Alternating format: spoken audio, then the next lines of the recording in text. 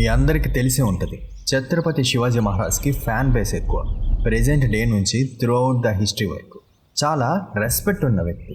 మరాఠాస్ కూడా ఆయన్ని మరాఠా సింహం అని పిలిచేవారు. అయితే ఒక్క వ్యక్తి మాత్రం శివాజీని వదిలే వాడొక కొండల్లో తిరిగే ఎలుక అని పిలిచేవారు. తన పేరే ఔరంగజేబ్. ఎక్కువగా శివాజీ మహారాజ్ బీజాపూర్ సుల్తాన్ అండ్ ముఘల్ ఎంపైర్స్తో యుద్ధాలు చేసేవారు.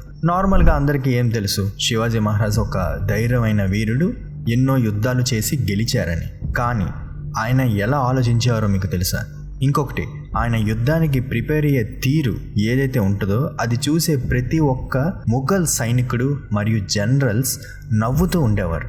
ఓడిపోయే వరకు వాళ్ళకి తెలిసేది కాదు అసలు ఎలా చేయగలిగాడని. శివాజీ గారు స్టార్టింగ్ నుంచి అన్ని వార్ రూల్స్ని చదివారు, ప్రతి స్ట్రాటజీస్ని తెలుసుకున్నారు, ఎవ్రీ వార్ రూల్స్ని బ్రేక్ చేసి తన స్టైల్ని క్రియేట్ చేశారు. ఇవన్నీ కనెక్ట్ చేసుకుంటూ వస్తే ఒక మెయిన్ టాక్టిక్స్, సరైన ఫైటింగ్ టెక్నిక్ ఏదైతే ఆయన దగ్గర ఉందో,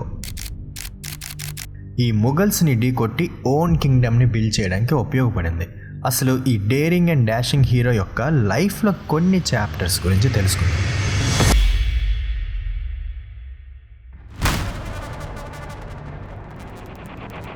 స్టార్టింగ్లో ఆయనకి పెద్ద సామ్రాజ్యం అంటూ ఏమీ లేదు, అలా అని లెక్కబెట్టలేనంత డబ్బులు కూడా ఏమీ లేవు. కానీ అన్నిటికంటే చాలా ప్రమాదకరమైనది, చాలా శక్తివంతకరమైనది ఆయన దగ్గర ఉంది. ఈ కొండలు ఏవైతే ఉండేవో వాటిని వెపన్స్గా మార్చి ఫోర్ట్స్ని స్ట్రాంగెస్ట్ డిఫెన్స్ సిస్టమ్గా మార్చిన ఆయన బుర్ర ఒక డేంజరస్ వెపన్గా కీలకమైన పాత్ర పోషించింది. 1630లో శివరాణి ఫోర్ట్లో శివాజీ మహారాజ్ జన్మించారు. ఈయన మరాఠా ఫ్యామిలీ నుంచి వచ్చిన వ్యక్తి, బోన్సిల్ వంశానికి చెందిన వారియర్. వాళ్ళ నాన్నగారి పేరు షాజా బోన్స్లే, ఒక మిలిటరీ లీడర్. ఈయన కెరియర్లో ఈయన చాలామంది దగ్గర పనిచేశారు, ఒక మరాఠా జనరల్గా, లైక్ డెక్కన్ సుల్తాన్స్, అమిత్గర్ సుల్తాన్స్ అండ్ ముఘల్స్ దగ్గర కూడా. అండ్ జీజాబాయ్ శివాజీ తాలూకా అమ్మగారు.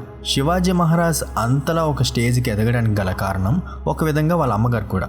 చిన్నప్పటి నుంచి ఆమె చెప్పిన లెసన్స్ అండ్ రిలీజియన్ ఎడ్యుకేషన్ ఎక్కువగా ఆయనకి ఇన్స్పైర్ చేసింది.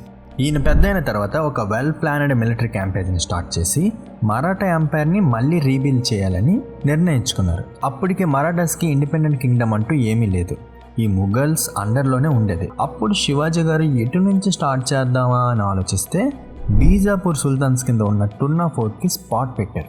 అప్పటికి ఆయన వయసు కేవలం 16 సంవత్సరాలు మాత్రమే. సో ఎలాగో ఒకలాగా కింద మీద పడి టున్నా ఫోర్ట్ని క్యాప్చర్ చేసి స్వరాజ్కి ఒక మొదటి అడుగు వేశారు. అదే ఊపులో వెంటనే సింగఢ్, రాయ్గఢ్, చెక్కన్ అండ్ పురందర్ ఈ ఫోర్ట్స్ అన్నిటినీ ఆయన కంట్రోల్లోకి తెచ్చేసుకున్నారు. కానీ డ్యామేజ్ ఏదైతే ముఘల్స్కి జరగాలో అది ఇంకా జరగలేదు. ఏదైనా కానీ శివాజీ పేరైతే వాళ్ళకి వినిపించారు. కానీ ముఘల్స్ పెద్దగా ఏమీ పట్టించుకోలేదు. ముఘల్ ఎంపైర్ ఫోర్స్తో కంపేర్ చేస్తే శివాజీ మహారాజ్ ఆర్మీ చాలా అంటే చాలా తక్కువ. అందుకే ముఘల్స్ తోటి ఎప్పుడు డైరెక్ట్గా అటాక్కి వెళ్ళేవారే కాదు. ఒకవేళ రిస్క్ చేసి వెళ్ళారే అనుకోండి, ఈయన ఏదైతే ఒక ఇండిపెండెంట్ కింగ్డమ్ బిల్డ్ చేయాలని అనుకుంటున్నారో ఈయన కళ్ళు మూసి తెరిసే లోపల పోద్ది. అండ్ దానికి తోడుగా అందరినీ రిస్క్లో పెట్టినట్టు అవుద్ది. ముఘల్స్ తలుచుకున్నారంటే ఎన్ని రాజ్యాలైనా కొన్ని రోజుల్లోనే అంతం చేసేయగలరు. వాళ్ళకి అంత పెద్ద ఆర్మీ ఉండేది అండ్ స్ట్రాంగ్ కూడా. ఇప్పుడు ఒక లీడర్కి ఉండవలసిన మెయిన్ క్వాలిటీ ఏంటంటే ఎనిమీని మన ప్లాన్ తగ్గట్టుగా మనతోటే ఫైట్ చేయించడం. రెండవది, ఎప్పుడైనా ప్లాన్ వేసే ముందు మన దగ్గర ఉండే సోర్సెస్ ఏంటో తెలుసుకోవాలి. ముందు నేను మీకు చెప్పా కదా, hill and forest areas Shivaji గారు మాస్టర్ చేశారు. లైక్ ఎంతలా అంటే అడుగడుగు ఒక మ్యాప్ లాగా క్లియర్గా ఆయన బుర్రలో అతుక్కుపోయి ఉంది. ఆ ఏరియాలో ఆయన్ని కొట్టేవాడే లేడు, ఎంత పెద్ద ఆర్మీ వచ్చినా కూడా. నార్మల్గా శివాజీ గారు చిన్న ట్రిక్ వాడేవారు. లైక్ ఎంత ఆర్మీ ఉంటే అంతమందిని వేసుకుని వెళ్ళిపోకుండా చిన్న చిన్న టీమ్స్గా డివైడ్ చేసి ముఘల్స్ మీదకి ఎక్కడ దాడి చేస్తే డ్యామేజ్ జరుగుద్దో ఆ స్పాట్లో గురి చూసి కొట్టేవారు. ఇదే టాక్టికల్ బ్రిలియన్స్ అని అంటారు. మీకు ఒక ఎగ్జాంపుల్ ఇస్తాను చూడండి. 1646లో బీజాపూర్ సుల్తాన్ కింద ఉన్న టున్నా ఫోర్ట్ని క్యాప్చర్ చేశారని చెప్పాను. ఈ విషయం బీజాపూర్ వాళ్ళకి తెలిసినప్పుడు అందరూ ఒక్కసారిగా షాక్ తిన్నారు. ఆ రోజు అసలు బీజాపూర్ వాళ్ళు అనుకున్నట్టుగానే జరుగుతుంది. శివాజీ ఎలా వస్తారు, మనం ఇలా వెళ్ళి అటాక్ చేసేద్దామని అనుకున్నారు. అయినా శివాజీని ఓడించడంలో ఫెయిల్ అయ్యారు. ఎందుకంటే ఏ ఇన్ఫర్మేషన్ వాళ్ళకి ముందుగుండా వెళ్ళిందో యాక్చువల్లీ అది ఫాల్స్ ఇన్ఫర్మేషన్. అండ్ దీనివల్ల Bijapur military decision makers confuse అయ్యి వేరే ప్లాన్తో వెళ్ళారు. చివరికి అన్ఎక్స్పెక్టెడ్ స్టైల్లో శివాజీ అటాక్ చేశారు.